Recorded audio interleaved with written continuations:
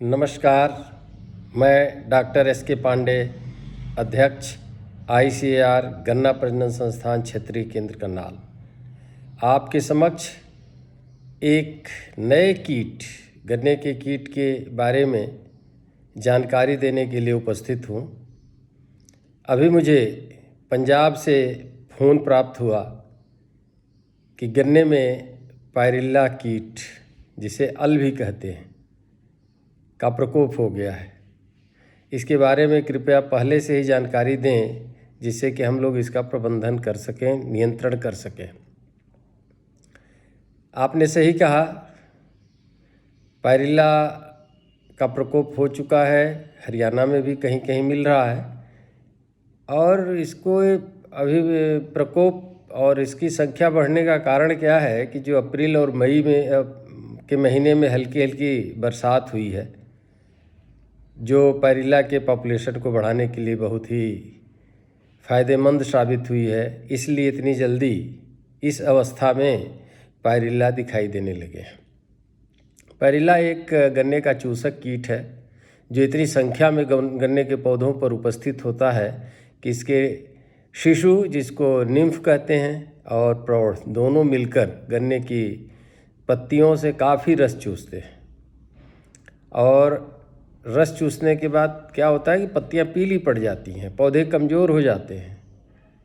अगर पोरी बनने के बाद इनका प्रकोप ज़्यादा होता है तो गन्ने में रस की कमी होने लगती है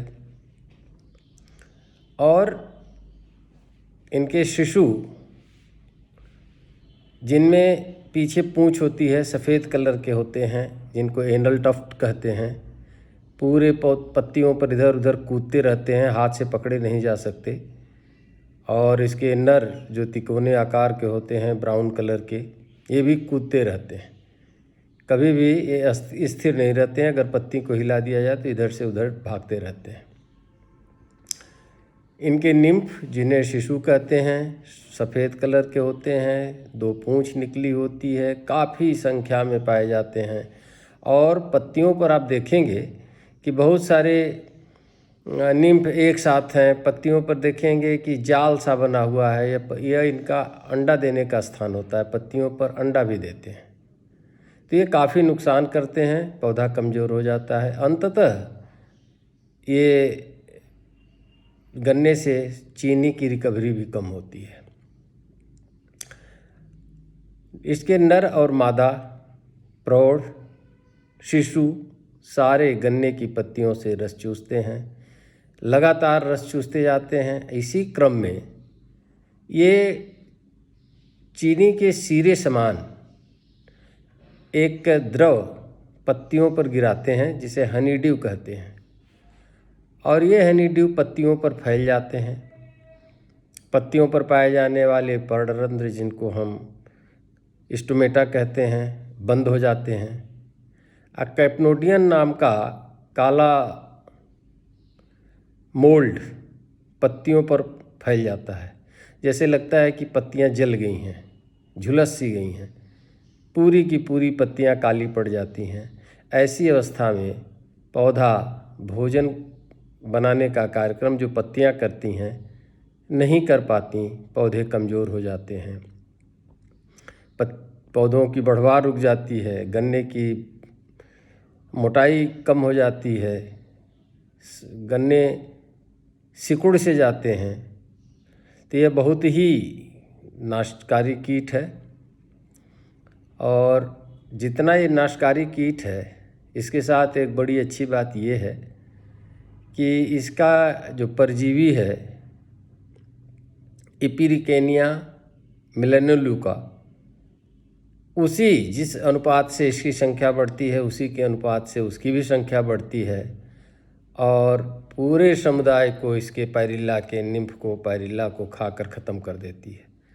बायोलॉजिकल कंट्रोल का एक क्लासिकल एग्जाम्पल है गन्ने में कि पायरिल्ला का जो प्रबंधन है जैविक नियंत्रण के द्वारा काफ़ी सफलतम पाया जाता है। इसलिए गन्ना की फसल में पायरिल्ला को नियंत्रित करने के लिए किसी भी कीटनाशी को छिड़कने की अनुशंसा नहीं की जाती। इसके नियंत्रित करने के लिए किसान भाइयों को ये सलाह दी जाती है कि आप अपने खेत में जाएं, अगर पायरिल्ला के प्रौढ़ पर, पायरिल्ला के निम्फ शिशुओं के ऊपर छोटे छोटे सफ़ेद सफ़ेद उनके पीठ पर ऐसा लगे कि कुछ बैठा है, और इपिरिकेनिया के जो लार्वी होती हैं इनके प्रौढ़ के शरीर पर बैठ जाती हैं, निम्फ के शरीर पर इक्टोपैरासाइट के रूप में अवस्थित होकर इनके रस को चूसते रहती हैं, अंततः प्रौढ़ और निम्फ मर जाते हैं। इनकी इतनी संख्या पाई जाती है खेत में कि पायरिल्ला से कहीं अधिक। तो किसान भाइयों को सलाह ये दी जाती है कि जिस खेत में इपिरिकेनिया मेलानोल्यूका के परजीवी चाहिए, पायरिल्ला को खा के सफ़ेद रंग के धब्बे के रूप में पत्तियों पर प्यूपेट हो जाते हैं, प्यूपा के रूप में बन जाते हैं। फिर 7 से 8 दिन के बाद इनसे माथ निकलती है इपिरिकेनिया, और वो 50-60 हज़ार अंडे देती है, और हर अंडे से 50-60 हज़ार